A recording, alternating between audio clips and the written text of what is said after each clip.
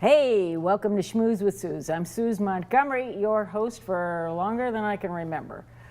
I have a really heartfelt show for you tonight, and this one actually touched me in more ways than I can even count. I saw this in my class. I actually asked Mark Pierce and his mom Libby sitting next to him and Mike deMartino sitting next to Libby to come to my class and give us a little bit of an insider look at the Holocaust.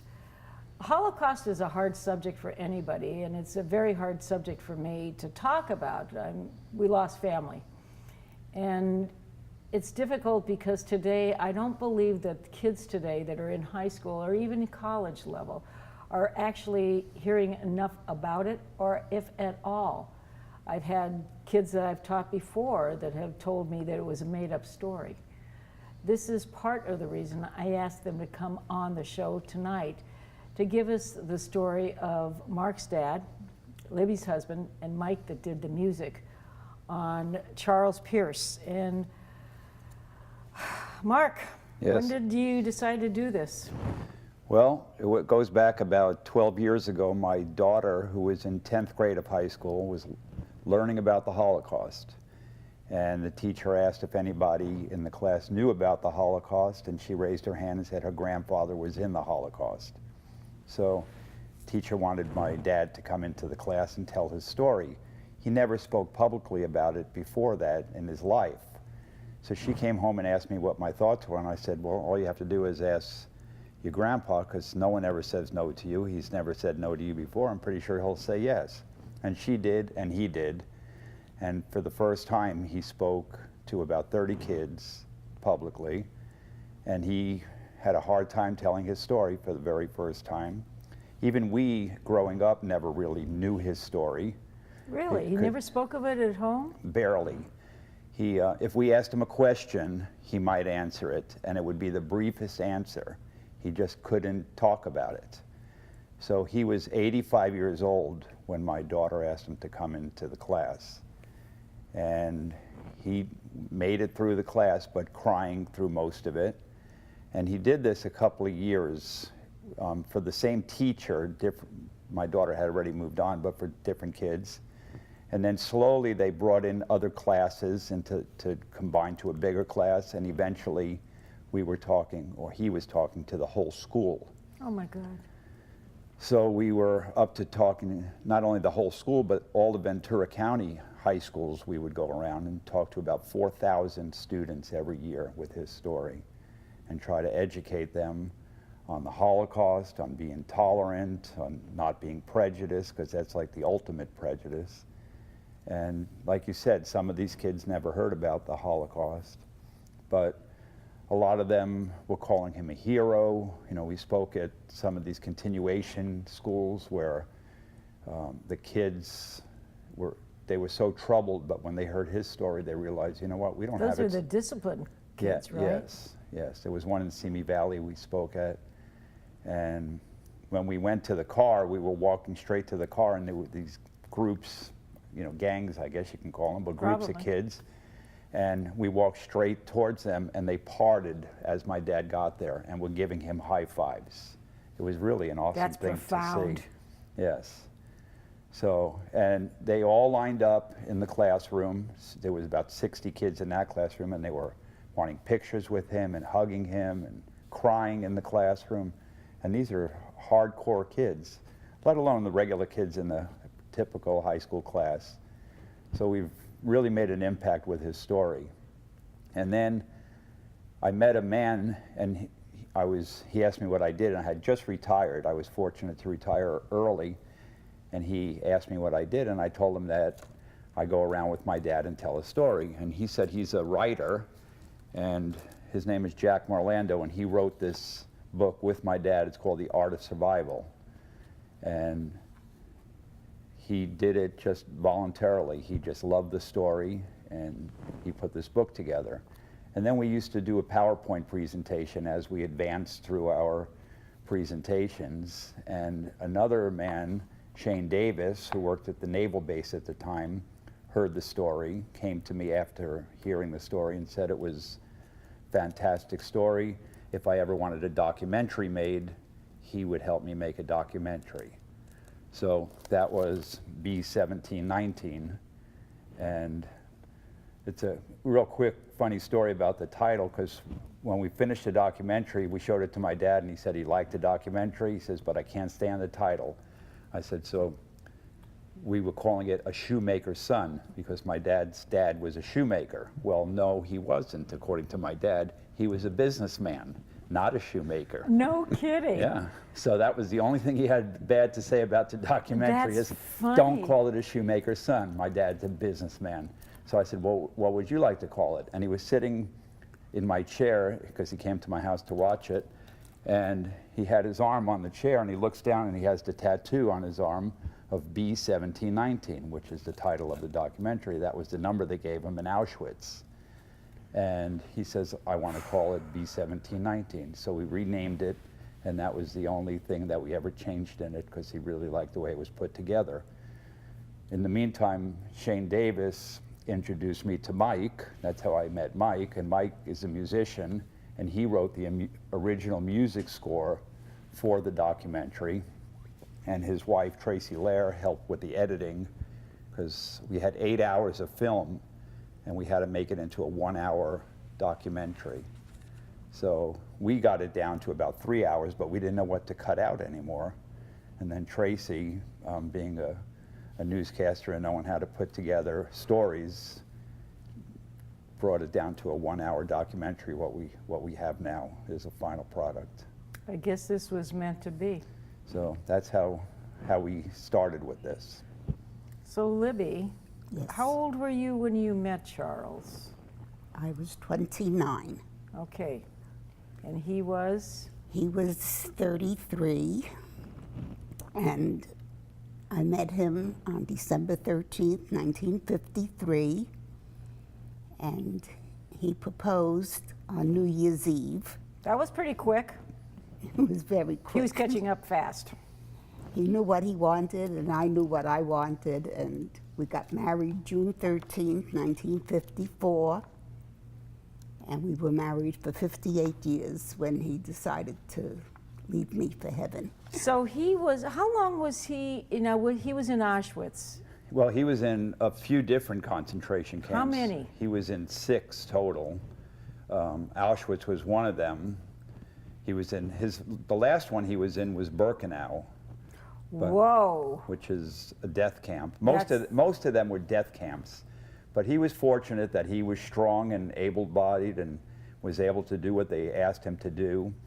And with a few miracles that happened in the concentration camps where he was so close to death, as far as being caught doing things, trying to escape one time, but he was never shot. He was beaten numerous times. And at the end, he was in Birkenau, and the United States Army was marching in, and they were going to liberate Birkenau.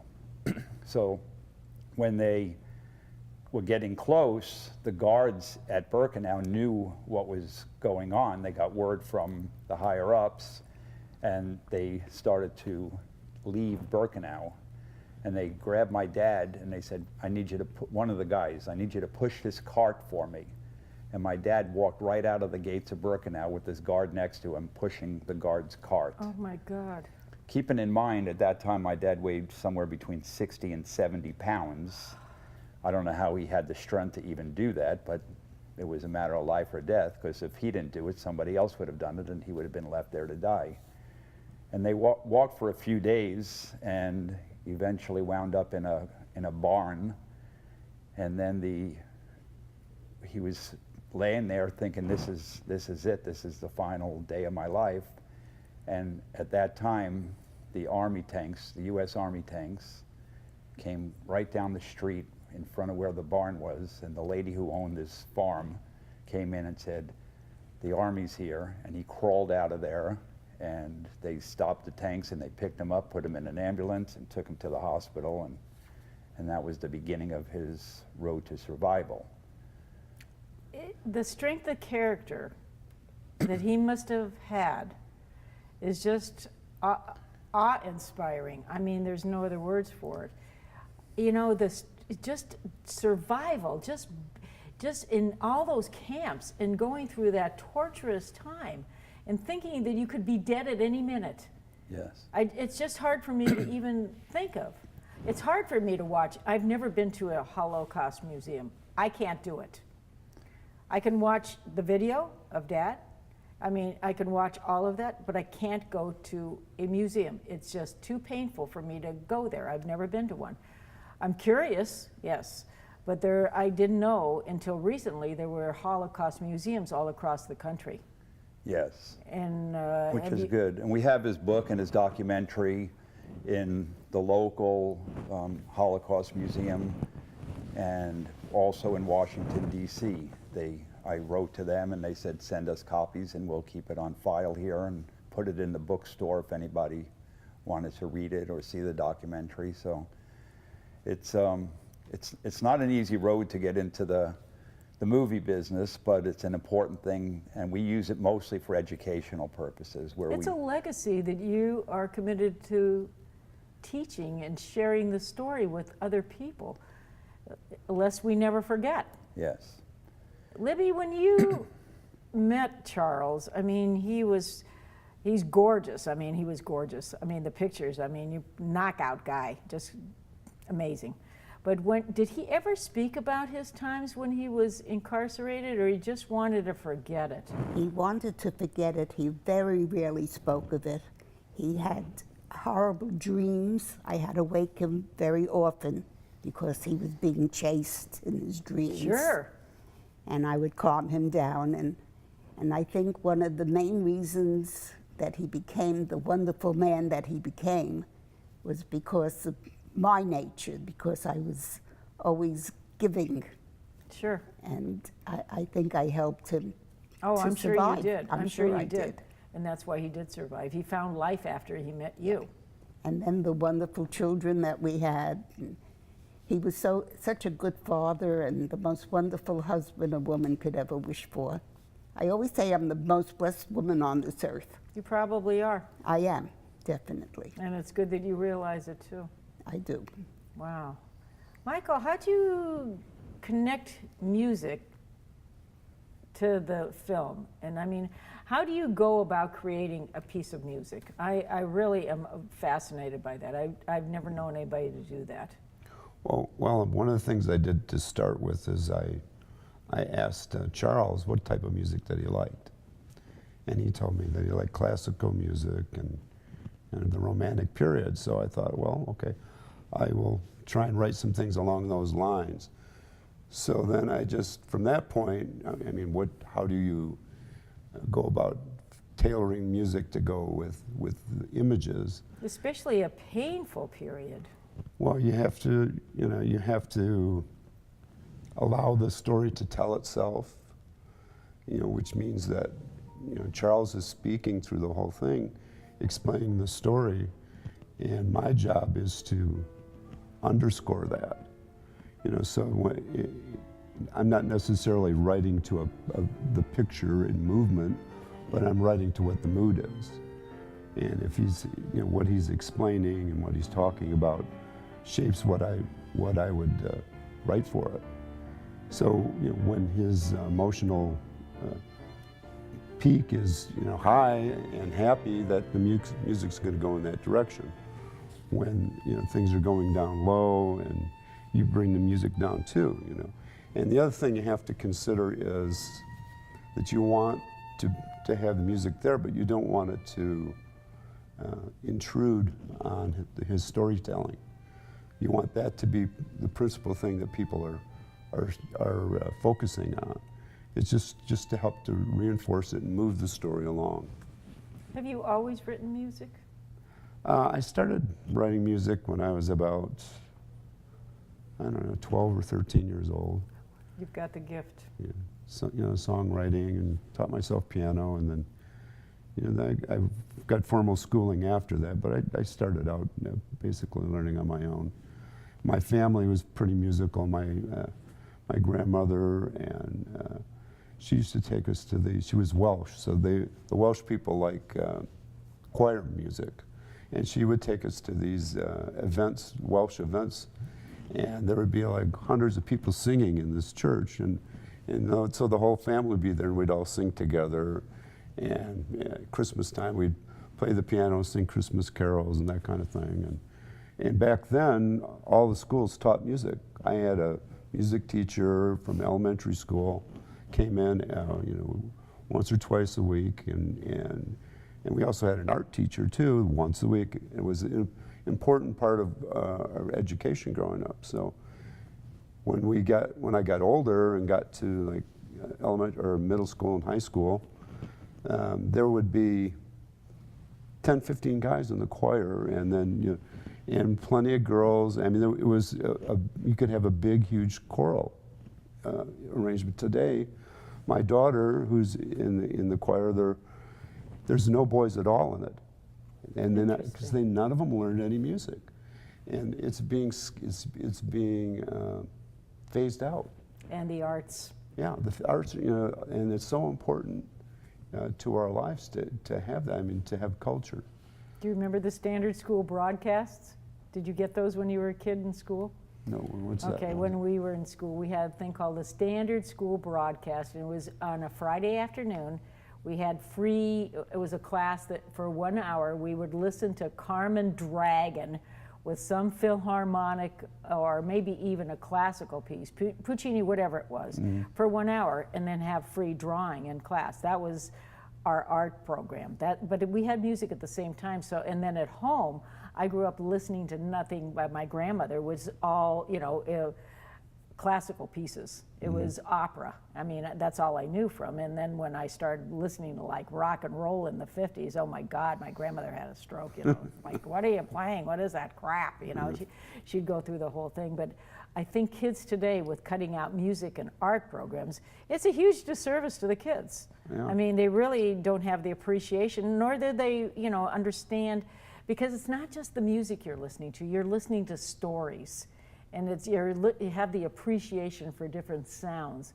It resonates within a person. It's hard to explain. Libby. Some of the best times that Charles and I had when we were dating was going to the Metropolitan Opera House. Wow. And we saw all the beautiful operas. I mean, I met Richard Tucker.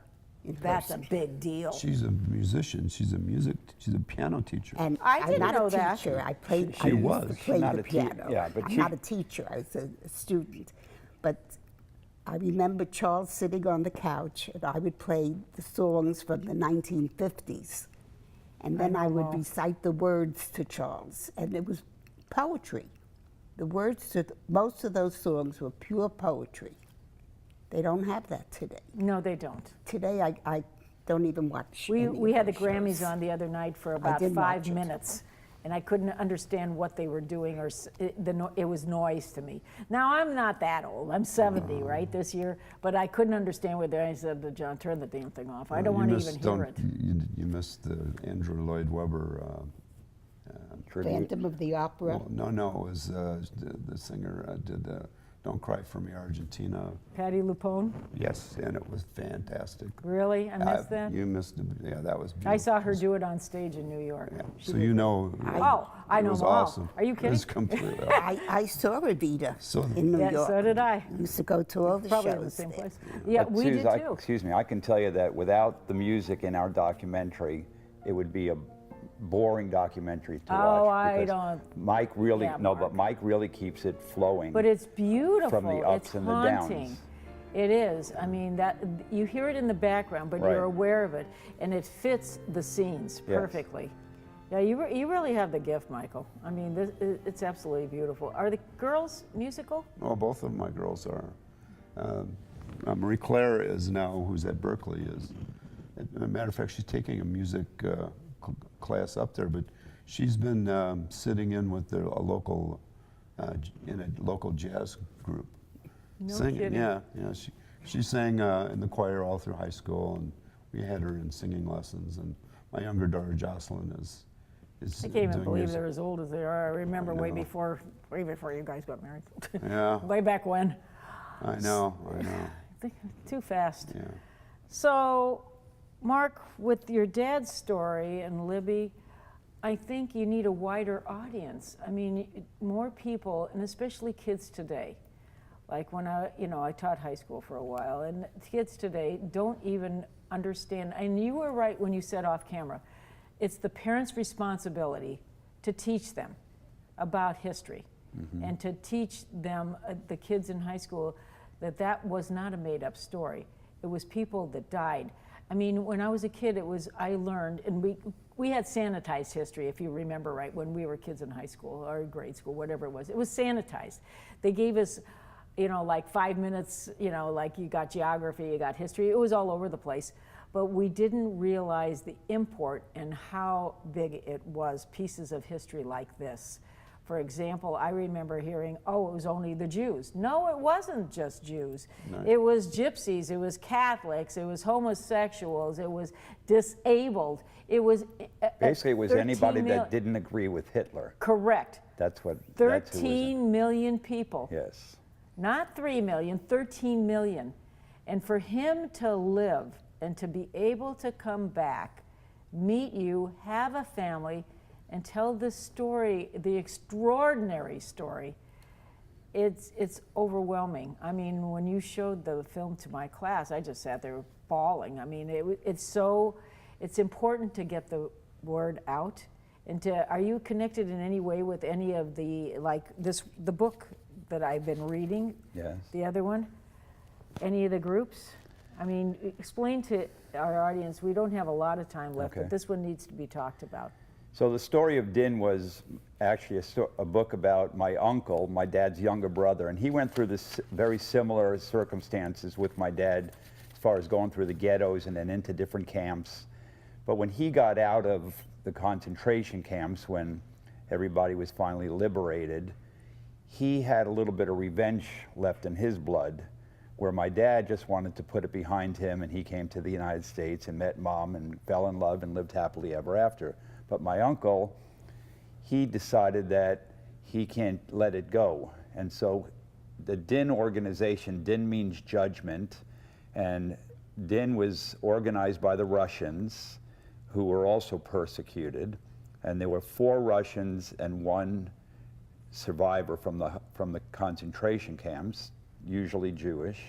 And they would get together and they would go around, and they were fed the information from, at that time it was called the KGUB, which were like the higher, today it's called the KGB, but they gave them the information on where these Nazis were hiding. And then this group, 5 to a group, but nobody knew who was in the other groups in case they were caught. They swore to 50 years of secrecy, and they would go around and find these guys and try to get information out of them where the next guy might be hiding, and then do what they had to do. Now, because there was 50 years of secrecy, my dad didn't even know that his own brother was in this organization. Oh, no kidding. All these years. None of us, of course, knew. And then when my aunt finally passed away, my uncle's wife, that's when he came out and told the story about what he went through and what he did.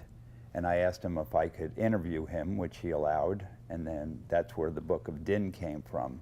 Now at the time, of course, he was still alive, and some of the things he was doing weren't the nicest things, so No. we changed all the names in Din. It doesn't have like my dad's name has changed, my uncle's name was changed. He's since passed, so we can talk about it a little more openly, because they can't arrest him now, but we were very careful in the book. Sure. And it's a much different story than The Art of Survival, which is my dad's story of, you know, just putting things behind him. Like I said, he didn't talk till he was 85 years old. Can you imagine the pain of carrying that around? Libby. I couldn't imagine what he went through. And, you know, the only time I ever saw my dad upset about the story was in 1969 during the trials back in Germany, the Nuremberg trials. Yes.